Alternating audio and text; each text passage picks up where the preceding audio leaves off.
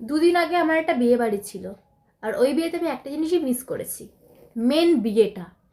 বিকেল 4টের থেকে উঠে আমি আমার গুষ্টিকে সাজাতে বসেছি।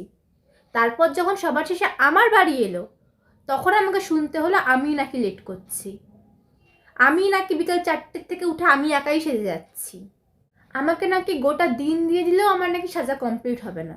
কেউ কেউ তো বলছে আমার জন্য নাকি স্টার্টার খাওয়া হচ্ছে না তাদের। আমি জীবন দেখলাম না আমার মা বাবাকে বিয়ে বাড়িতে সন্ধ্যে 7টার সময় যেতে। গেছে সেই কানারাতে, দেখা করেছে, খেতে বাড়ি চলে এসেছে। তাহলে বিয়ে বাড়ি যাওয়ার কি দরকার? এমনি ওদের বাড়ি চলে যাও, দেখা করে খেতে চলে আসো।